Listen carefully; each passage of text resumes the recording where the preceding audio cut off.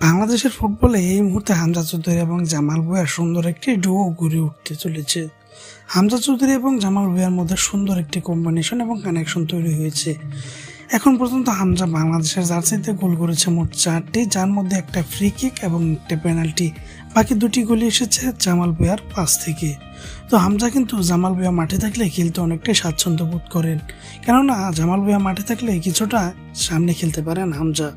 বাংলাদেশের পার্সপেক্টিভে হামজাকে সামনে খেলানোই উচিত। তো হামজা জামাল ভুঁইয়া থাকলে আর কি অনেকটাই নির্ভর হয়েই আক্রমণে যেতে পারেন। জামাল ভুঁইয়ার পাসগুলো কিন্তু বাংলাদেশের যে কোনো প্লেয়ারের চেয়ে পাস অনেক ভালো। জামাল ভুঁইয়া কিন্তু আগে ওই ধরনের পাস দিত, বাট বাংলাদেশের কোনো প্লেয়ার সেটাকে কনভার্সেশনে রূপান্তর করতে পারতো না। বাট হামজা সেখানে ব্যতিক্রম। হামজাকে এই ধরনের ইউনিক পাস দিলে পরেই হামজা সেটাকে কনভার্সেশনে রূপান্তর করছে। তো এর জন্যই দেখা যাচ্ছে হামজা চৌধুরী এবং জামাল ভুঁইয়ার মধ্যে সুন্দর একটা ডো তৈরি হচ্ছে। এবং এখান থেকে দেখা যেতে পারে শেষ পর্যন্ত জামাল ভুঁইয়া এবং হামজা চৌধুরীর সুন্দর একটা কম্বিনেশন আমরা দেখতে চলেছি জাতীয় দলের হয়ে।